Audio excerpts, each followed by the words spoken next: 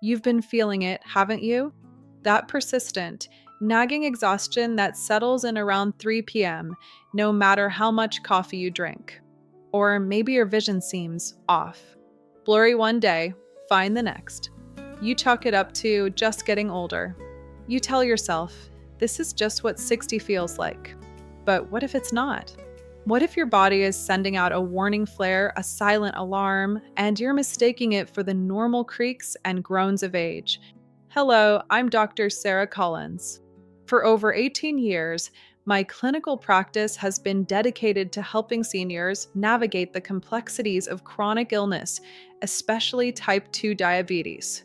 And in that time, I've seen one tragedy play out more often than any other: a diagnosis that comes too late. Prediabetes and early type 2 diabetes are often called silent conditions. But in my experience, they are not silent. They are quiet, and you have to know what to listen for. Today, I am going to share 10 of the most alarming and often overlooked signs of silent diabetes. These are the symptoms people ignore every single day. And the number one sign on my list, the one I am saving for the very end, is the most silent of all. It's not a feeling. It's something you can see in the mirror, on your own skin, and it is a direct, external billboard for high insulin levels. Please stay with me. This information could be the check engine light you've been waiting for. Let's begin. Number 10 on my list is that post-meal energy crush. We all get tired, but this is different. This is a profound, almost debilitating fatigue that hits you like a wall 60 to 90 minutes after you eat, especially after a healthy, carbohydrate-heavy meal like oatmeal, a sandwich, or pasta. You think food is supposed to give me energy, so why do I feel like I need a nap? Here is the mechanism. When you are insulin resistant, your cells are numb to insulin. You eat. Your body breaks the carbs down into glucose, sugar, and your pancreas releases insulin to shuttle that glucose into your cells for energy. But the cells don't open the door. The sugar stays in your bloodstream, where it's toxic, and your cells, your muscles, your brain are left starving for the very fuel you just ate. Your body is flooded with fuel it cannot use. And the result? Extreme fatigue. It's a starvation in the land of plenty. Number 9, constant, nagging thirst. This is one of the classic signs, but it's often missed. You'll find yourself carrying a water bottle everywhere. You'll wake up at night with a dry mouth, desperate for a drink. You feel like you just cannot get hydrated. This isn't just normal thirst. This is your body in a state of emergency. Here's why. When your blood sugar is chronically high, your blood becomes thick and syrupy. Your body, in its wisdom, does everything it can to dilute this high sugar blood. It pulls water out of your cells and tissues, sending a desperate signal to your brain: drink. This is called polydipsia. You are thirsty because your cells are quite literally drying out. This leads directly to sign number 8, urinating all the time. This is the other side of that same coin. You're drinking constantly, so you assume you're urinating a lot simply because you're drinking so much. But the real reason is more alarming. Your kidneys are your body's filtration system. When your blood sugar rises above a certain threshold, usually around 180 milligrams per deciliter, your kidneys can no longer reabsorb all that extra glucose. They're overwhelmed. Their only option is to dump the excess sugar into your urine. But sugar is osmotically active, it pulls water with it. So, to get rid of that toxic sugar, your kidneys have to flush massive amounts of water from your body. This is polyuria. The red flag I tell my patients to watch for: waking up 2, 3, or even 4 times a night to use the bathroom. That is not just age, that is your kidneys working overtime. Number 7, feeling hungry all the time, even after a meal. This is the third of the classic signs, and it's the most confusing one. It's called polyphagia. You just ate a full dinner, and an hour later, you're in the pantry, searching for a snack. You feel a gnawing, empty hunger. You're not hungry because you didn't eat enough. You're hungry because your cells didn't get fed. Remember sign number 10? Your cells are numb to insulin. Even though your blood is full of sugar, your cells are starving. Those starving cells send frantic panic signals to your brain, telling it you are in a state of starvation. Your brain responds by making you intensely, painfully hungry. It's a vicious cycle. You eat, your blood sugar spikes, your cells get no energy, and your brain tells you to eat again. Now, we've just covered 4 major signs. You might be recognizing some of these in yourself or in a loved one. If this information is already clarifying things for you, please take a moment to tap that like button. It helps this video reach more people who might be ignoring these exact same signs. And if you want to continue on this health journey with me, please subscribe. This community is here for you. Okay, let's get back to the list. We're moving into the really silent signs now. Number 6, blurry or fluctuating vision. You find yourself squinting to read. You get a new eyeglass prescription, and just a few months later, it feels wrong. You blame your computer screen or eye strain. This is a critical warning. This is not about your eyes getting worse. It's about high blood sugar physically changing the shape of your eye's lens. High glucose levels in your blood pull fluid into the lens, causing it to swell and change shape. This is why your vision can be blurry one day and clearer the next. It's fluctuating with your blood sugar. If left unchecked, this minor blurriness is the first step toward diabetic retinopathy, the leading cause of blindness in American adults. This is not a sign to ignore. Number 5, cuts, scrapes, or bruises that are slow to heal. You get a paper cut and a week later, it's still red. You get a bruise on your arm and it seems to stick around for weeks. This is a classic, silent sign of a body struggling. There are 2 mechanisms at play here.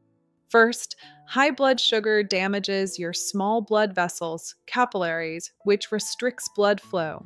Your healing cells, your immune cells, your repair cells can't get to the site of the injury. Second, high sugar levels impair the function of your immune system itself, making your white blood cells sluggish and ineffective. Your body's construction crew is slow, and it can't get to the job site. This is a major warning sign that your internal systems are under serious stress. Number 4, tingling or burning in your hands or feet. You're sitting watching TV, and you get that pins and needles feeling in your feet. Or you get a strange, burning sensation at night, like your socks are on fire.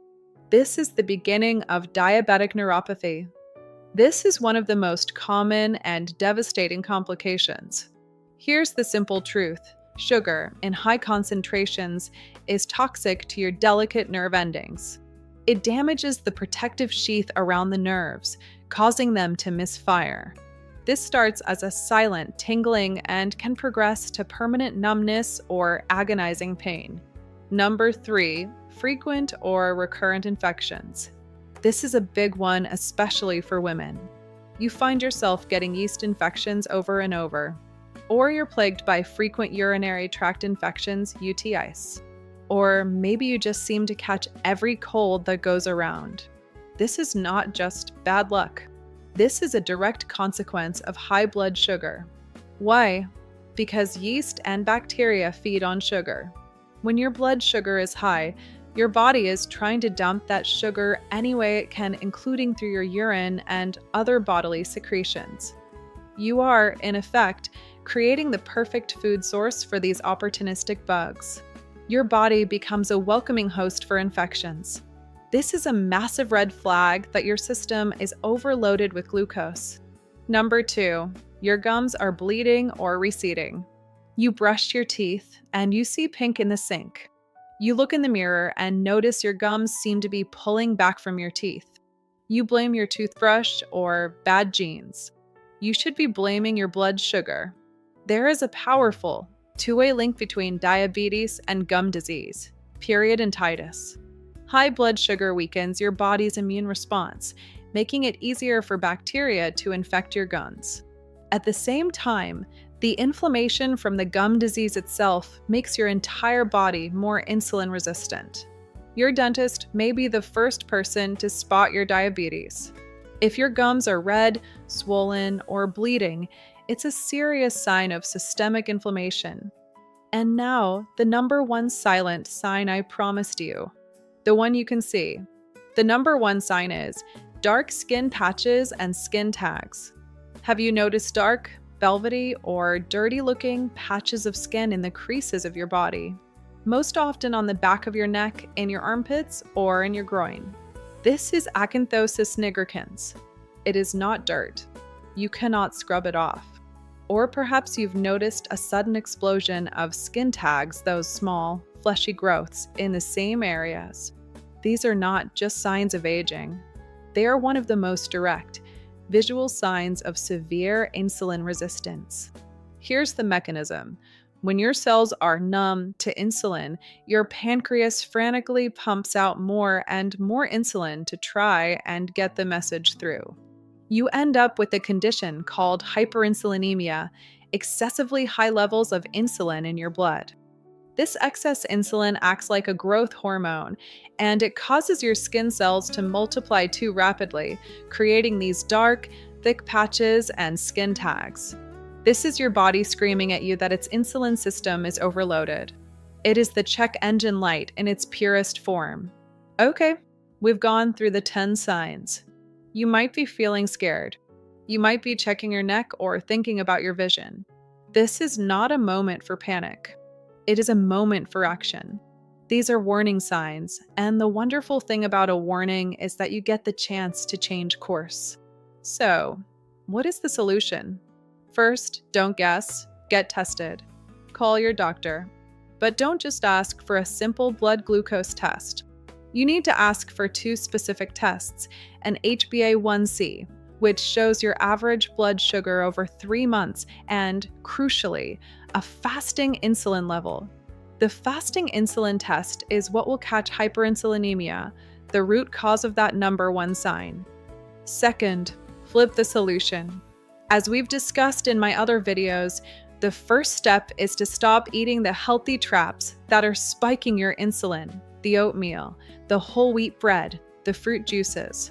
Replace them with my hero foods, healthy fats like avocado, clean protein, and fiber-rich grains like spinach and broccoli.